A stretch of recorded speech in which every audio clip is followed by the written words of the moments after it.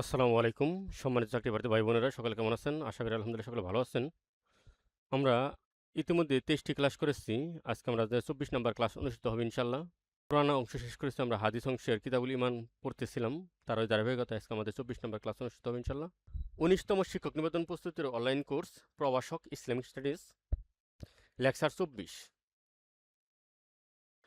আমরা কিতাবুল ঈমানের আলোচনা করতেছিলাম। সেই আলোচনার ধারাবাহিকতায় আমাদের আজকের আমরা জানি যে একটি হাদিস রয়েছে, আন ইবনে উমর রাদিয়াল্লাহু তাআলা আনহু ক্বাল ক্বালা রাসূলুল্লাহ সাল্লাল্লাহু আলাইহি ওয়াসাল্লাম বুনিয়াল ইসলামু আলা খামসিস শাহাদাতি আশহাদু আল্লা ইলাহা ইল্লাল্লাহ ওয়া আন্না মুহাম্মাদান আবদুহু ওয়া রাসূলুহু ওয়া ইকামুস সালাত ওয়া ইতাউজ যাকাত ওয়াল হজ ওয়া সাওমু রমাদান। যেখানে আমাদের ইসলামের মূল ভিত্তি ৫টি আলোচনা করা হয়েছিল, যেখানে কালেমা, নামাজ, রোজা, হজ, যাকাত। এটা কিতাবুল ঈমানের একটি অংশ। সেখান থেকে আমরা গতদিন আমরা তারই ধারাবাহিকতায় আমরা আমরা এই ৫টির মধ্যে কালেমা এবং নামাজ আলোচনা করেছিলাম। আজকে আমরা রোজা এবং জাকাত এই সম্পর্কে আলোচনা করার চেষ্টা করব। ঠিক আছে? যেহেতু আমরা ওই ৫টি ব্যক্তি সম্পর্কে আলোচনা করতেছিলাম, তারই ধারাবাহিকতায় আজকে আমাদের আলোচনার প্রথম যে প্রশ্নটা সেটা হলো সাউম তথা রোজা। তাহলে আমাদের আজকের প্রথম যে প্রশ্নটা সেটা হলো সাউম শব্দের অর্থ কী? সাউম শব্দের অর্থ হলো বিরত থাকা, বর্জন করা, আত্মসংযম করা। তাহলে সাউম শব্দের অর্থ হলো বিরত থাকা, বর্জন করা, আত্মসংযম। আমরা জানি যে সাউম শব্দের বাংলা অর্থ হলো বিরত থাকা। আর রোজাটা হলো ফার্সি ভাষার শব্দ। আমরা জানি আমাদের বাংলা ভাষা, এখানে মিশ্র ভাষা, এখানে উর্দু, ফার্সি, গুজরাটি এরকম বিভিন্ন ভাষা, পর্তুগিজ বিভিন্ন ভাষা সংমিশ্রণে আমাদের বাংলা ভাষা। তাহলে আমাদের নিকট যে রোজাটা প্রচলিত এটা হলো ফার্সি ভাষা। ঠিক আছে? তাহলে আমাদের আরবি হলো সাউম।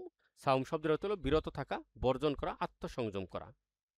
আমাদের ২ নম্বর প্রশ্ন হলো সাউম কাকে বলে? সাউমের নিয়তে সুবহে সাদিক থেকে সূর্যাস্ত পর্যন্ত পানাহার, পাপাচার এবং যৌনাচার থেকে বিরত থাকাকে সাউম বলা হয়। সুবহে সাদিক মানে যখন ফজর হয়, ভোর হয়, সেই ভোর থেকে সন্ধ্যা পর্যন্ত, সূর্য ডোবা পর্যন্ত সকল প্রকার পানাহার, পাপাচার এবং যৌনাচার থেকে বিরত থাকাকে সাউম বলা হয়। সাউম কখন ফরজ হয়? সাউম দ্বিতীয় হিজরিতে ফরজ হয়। সাউম কখন ফরজ হয়? সাউম ফরজ হয় দ্বিতীয় হিজরিতে। তাহলে আমাদের ৩ নম্বর প্রশ্ন হলো সাউম কখন ফরজ হয়? আমাদের উত্তর হবে সাউম দ্বিতীয় হিজরিতে ফরজ হয়। সাউম কখন ফরজ হয়? সাউম দ্বিতীয় হিজরিতে ফরজ হয়। আমাদের ৪ নম্বর প্রশ্ন হলো সাউম ফরজ হওয়ার শর্তাবলী কী কী? সাউম সকলের উপর ফরজ নয়। সাউম ফরজ হওয়ার জন্য কিছু শর্তাবলী রয়েছে, যেগুলো আমরা আলোচনা করব। ১ নম্বরে হলো মুসলিম হওয়া। কারণ আমরা জানি যে অমুসলিমদের উপর সাউম ফরজ নয়। অমুসলিমদের জন্য কি নয়? সাউম ফরজ নয়। দ্বিতীয়ত প্রাপ্তবয়স্ক হওয়া। ১ নম্বরে মুসলিম হওয়া, ২ নম্বরে প্রাপ্তবয়স্ক হওয়া, ৩ নম্বরে মুকিম হওয়া। মুকিম বলতে স্থায়ী হওয়া। সফরকারীদের উপর সাউম ফরজ নয়, কারণ সফর অবস্থায় সাউম না রাখলেও কোনো সমস্যা নয়, পরবর্তী কাজা করা যায়। ৪ নম্বরে হলো শারীরিক সুস্থ থাকা। ৪ নম্বরে কি? শারীরিক সুস্থ থাকা। ৫ নম্বরে মানসিক সুস্থ থাকা। পাগলের জন্য সাউম ফরজ নয়। ৬ নম্বরে গর্ভবতী না হওয়া।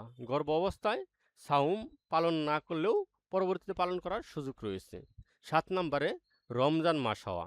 যেহেতু আরবি মাস আমাদের ১২টি মাস রয়েছে, মন চাইলো আর রোজা রাখলাম, সেটা ফরজ রোজা নয়। ঠিক আছে? তাহলে অবশ্যই কী হতে হবে?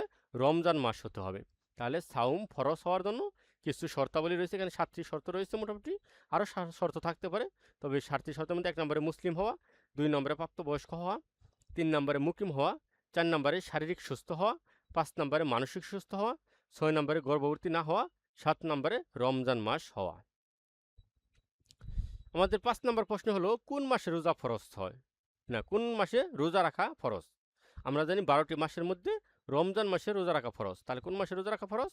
রমজান মাসে রোজা রাখা ফরজ। ৬ নম্বর, কোন মাসকে বরকতময় মাস বলা হয়? কোন মাসকে বরকতময় মাস বলা হয়?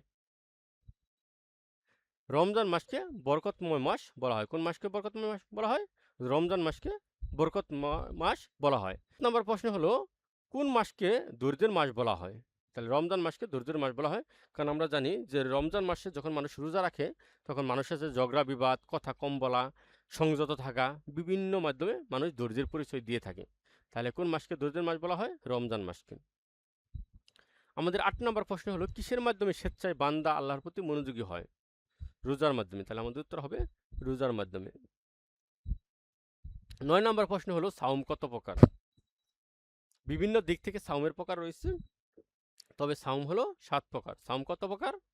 সাওম হলো বা রোজা হলো 7 প্রকার। 10 নম্বর প্রশ্ন, সাওমের প্রকারগুলো কি কি? 1 নম্বরে ফরজ রোজা, যেটা আমরা রমজান মাসে পালন করে থাকি। 2 নম্বরে ওয়াজিব রোজা, যেটা হলো কেউ যদি কোনো রোজা মান্যত করে থাকে তাহলে ওই রোজা মান্যত করা রোজা রাখা ওয়াজিব। 3 নম্বরে সুন্নত রোজা, শুক্রবার, সপ্তাহে একদিন রোজা রাখা বা বিশেষ দিনে রোজা রাখা সুন্নত। মুস্তাহাব রোজা, এটা যখন মন চায় রোজা রাখা মুস্তাহাব।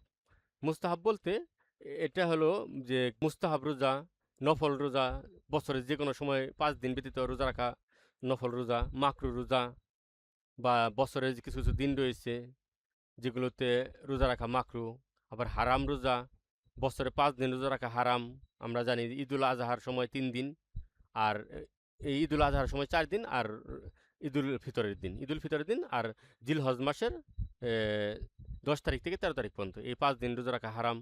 তাহলে এরকম রোজা কয় প্রকার? 7 প্রকার, যেখানে ফরজ, ওয়াজিব, সুন্নত, মুস্তাহাব, নফল, মাকরু এবং হারাম, এরকম রোজার বেশ কিছু প্রকার রয়েছে। 11 নম্বর প্রশ্ন হলো সাওম ফরজ হওয়া সম্পর্কিত কোরআনের আয়াতটি কি? আমরা জানি রোজা ফরজ হওয়ার জন্য সূরা বাকারার 183 নম্বর আয়াতে আল্লাহ তাআলা বলেন, ইয়া আইয়ুহাল্লাযিনা আমানু, হে ঈমানদারগণ, কুতিবা আলাইকুম সিয়ামুন, তোমাদের উপর কি করা হয়েছে? রোজাকে ফরজ করা হয়েছে। কামা, যেমনিভাবে, কুতিবা আলাল্লাযিনা, যেমনিভাবে ফরজ করা হয়েছিল, মিন কাবলিকুম, তোমাদের পূর্ববর্তীদের উপর, লাআল্লাকুম তাত্তাকুন, জানেন তোমরা কি করে হতে পারো? মুত্তাকি হতে পারো, ঈমানদার হতে পারো। তাহলে রোজা ফরজ হওয়া সম্পর্কিত যে আয়াতটি সেটা হলো সূরা বাকারার 183 নম্বর আয়াত। সূরা বাকারার কত নম্বর আয়াত? সূরা বাকারার 183 নম্বর আয়াত, যে আয়াতের মধ্যে আল্লাহ তাআলা বলেন, ইয়া আইয়ুহাল্লাযিনা আমানু, হে ঈমানদারগণ, কুতিবা আলাইকুম সিয়ামুন, তোমাদের উপর রোজাকে ফরজ করা হয়েছে, কামা, যেমনিভাবে, কুতিবা আলাল্লাযিনা মিন কাবলিকুম, তোমাদের পূর্ববর্তী নবী এবং পূর্ববর্তী লোকদের উপর ফরজ করা হয়েছিল, লাআল্লাকুম তাত্তাকুন, যাতে তোমরা মুত্তাকি হতে পারো। তবে পূর্ববর্তী উম্মতের উপর, পূর্ববর্তী নবীদের উপর আমাদের মতো যেমন রমজান মাসের রোজার ফরজ, এরকম কোনো রোজা ফরজ ছিল না। তাদের উপর ফরজ ছিল বিভিন্ন রোজা, যেমন আশুরার রোজা এক সময় তাদের উপর ফরজ ছিল। এরকম তাদের দিনগুলো ছিল ভিন্ন সময়, তাদের রোজার সময়টা ছিল ভিন্ন। আমাদের মতো রমজান মাসে রোজা রাখা এরকম